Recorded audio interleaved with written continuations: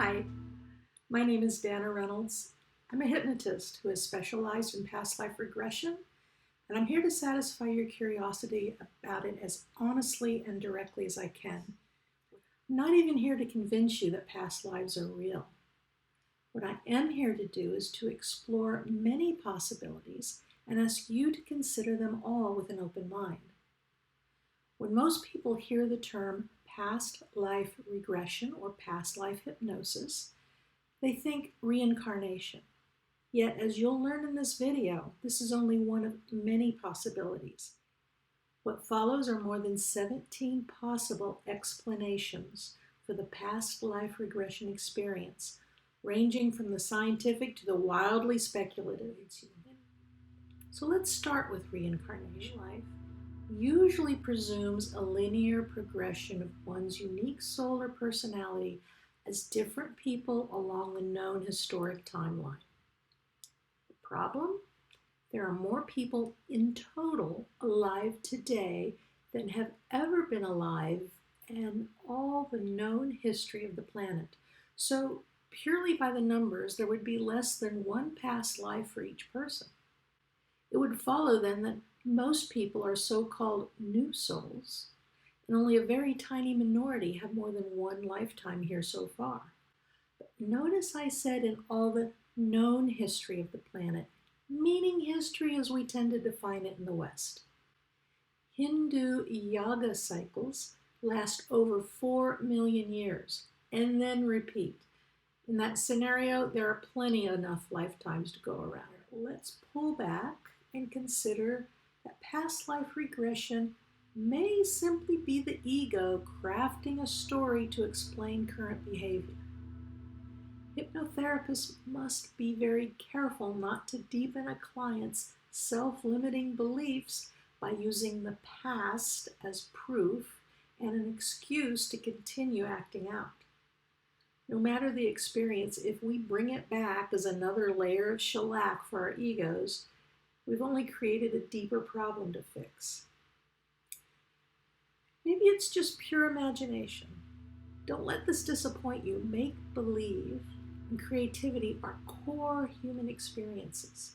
It's how we make sense of the world. Making and believing is what we do. If we make believe or make up a past life, we're still creating something meaningful. That's no small thing. It may be the best way for one's subconscious mind to communicate. And why would the subconscious want to communicate? Well, under hypnosis, a repressed memory or an issue of this lifetime can be fantasized in the context of the past. The mind takes the opportunity to communicate using its own language, dream logic, and metaphors that resonate with one's culture.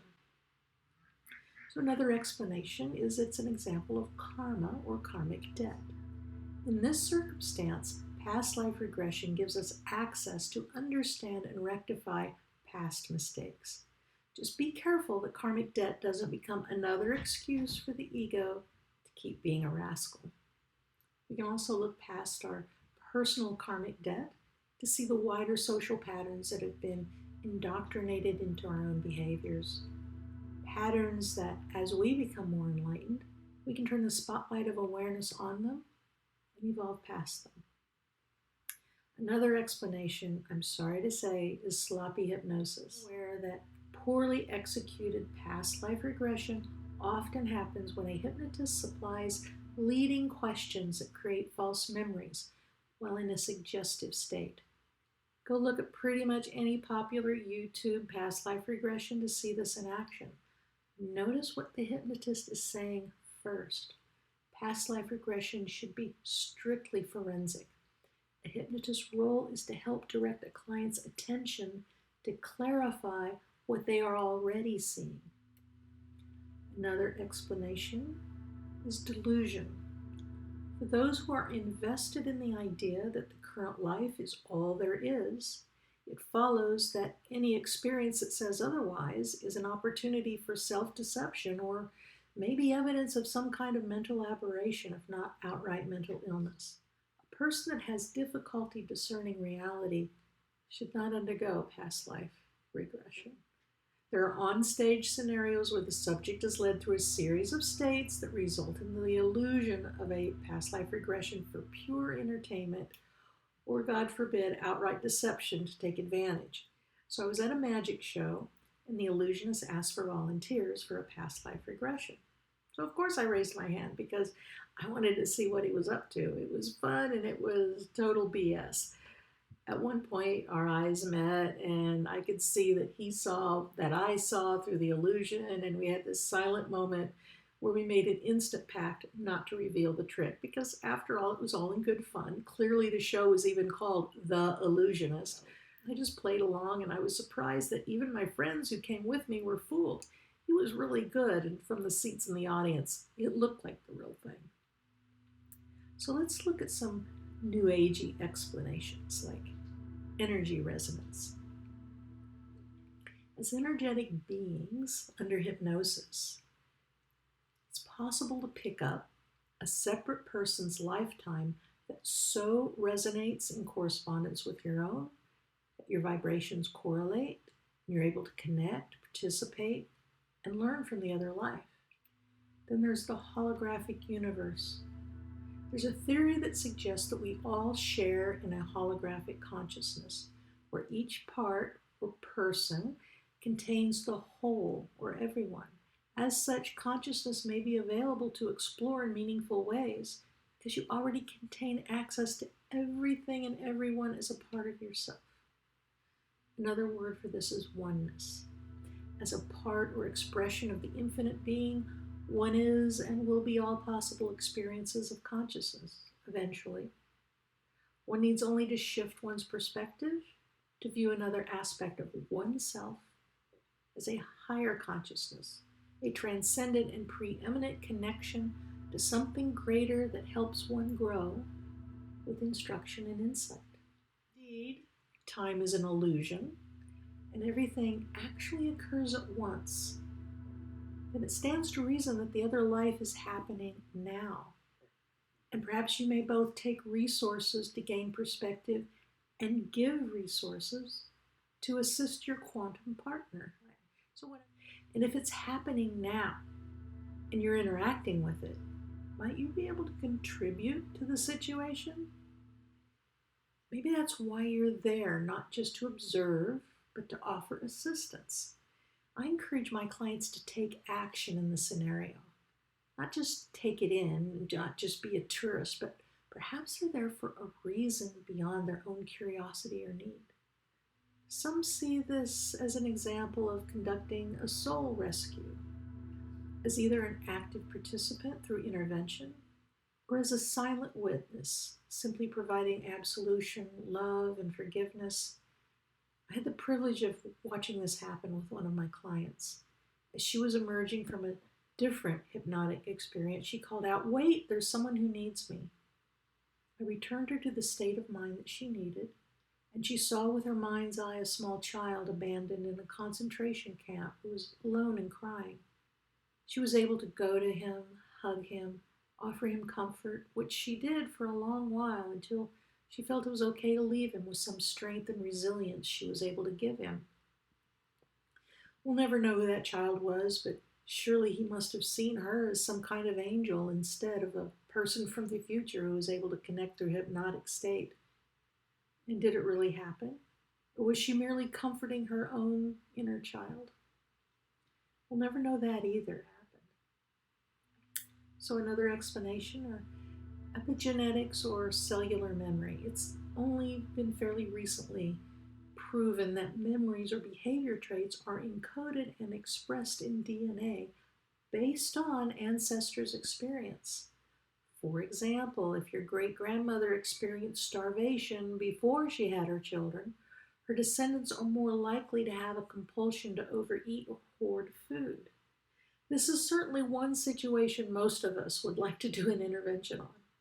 Spiritual contact with one's ancestors, directly imparting wisdom as loving guides by providing instructional stories, or perhaps even sharing events of their own lives. Perhaps you're the ancestor participating in angel training, connecting to a lifetime which you are or will be the guardian or spirit guide. there to learn or prepare for your responsibilities as such, or to directly provide comfort or guidance to another in another lifetime? Here's something to think about. World transformation. There's a lot of talk in New Age circles about a new earth, but how might that occur in a cause and effect physical world unless we change the past? I want you to think about this one long and hard. To have a world that diverges into a better one, it needs an improved past, does it not? I mean, perhaps past life regression is how we do this. What about time travel or astral projection? In some cases, past life regression might be time traveling as an observer or a participant in astral form.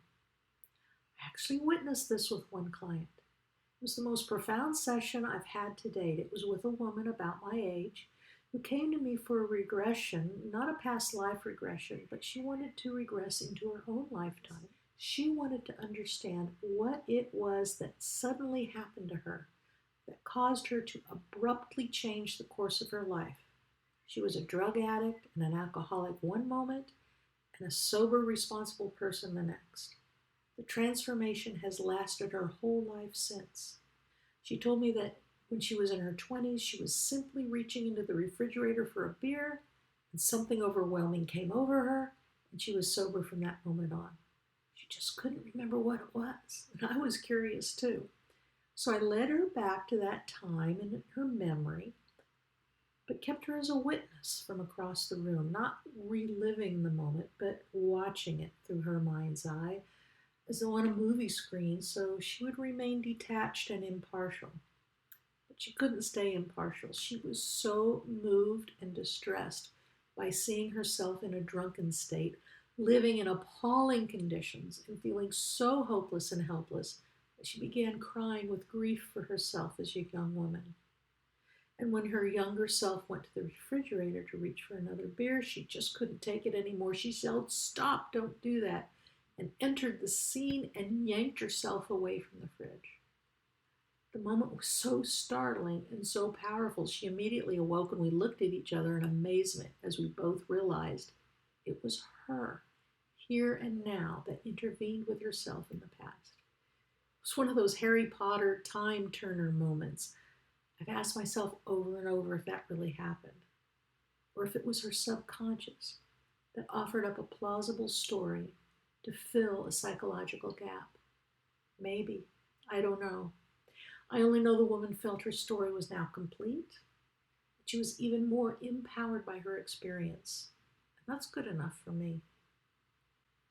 So I'm going to end with my own story. My hypnotist was another inexperienced student, just as I was. She advised me, as I still do advise all my clients, just to let my imagination roam free and simply report whatever comes up as accurately as possible, without judgment or dismissing any image or ideas being unimportant, even if I felt like I was making it up. So I imagined myself suddenly standing in a vast marsh of reeds, and I told her so. With her guidance, I looked in every direction, but I could see nothing but water and grasses to the horizon in any direction. I had a sense of intention, though. I was traveling somewhere, going somewhere else from where I had been. I wasn't alarmed by my situation. Clearly, I'd come a long way, and I still had a long way to go. That's all I got. It wasn't very interesting, just beyond finding myself in a curious situation. She then directed my attention to look at myself. My clothes were what I would describe as primitive. My feet were up to the ankles in mud, and I discovered I was carrying a basket. It didn't have handles, and I was balancing it on my hip. She had me describe the basket further, and I discovered it was fairly heavy, and inside, to my amazement, was a baby. The view of my situation shifted with that information. There I was in a sea of shallow water, mud, and grasses, and no place at all to set down my basket. Clearly, I had to keep going for a long, long way before I could find rest. And that was the extent of the regression. I found it curious and interesting. It kind of felt like I was making it up, but there was a connection with my current hip pain in a way, because I had been carrying the basket on my hip, but I wasn't sure how that was relevant until later. At the next class break, when I went out for some refreshment, it hit me like a bolt. My adult children were still living at home and were still wholly dependent on me at an age when I myself had been living on my own. They were a burden I had happily carried this far, but seriously, it was starting to get old and there was still no end in sight. I could see no way out of this mire in any direction. It was simply a burden I couldn't yet put down. And with that realization, that acceptance, if you will, my hip pain actually went away. So, what is past life regression? Which of the many possible explanations is it really? I only ask that you hold open the door of possibility. Perhaps we each experience something unique, something you yourself can experience with a hypnotist who's skilled and forensic in their process.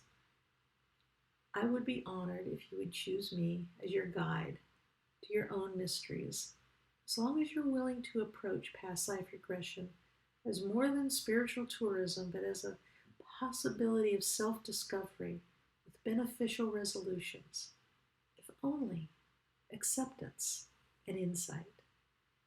Please use the link on this page to book passage to your own past life regression. Perhaps dip into the dreamscapes of your subconscious, or simply to vividly re-experience meaningful moments from your present life that you'd forgotten. Some of my clients experience different worlds altogether and have experiences that seem other than human. Some clients return again and again and have different experiences every time, while others return to the same event to work on different and deeper meanings each time. This is a journey without a map and with no predetermined destination. My name is Dana Reynolds, and I would love to be your guide. See you soon.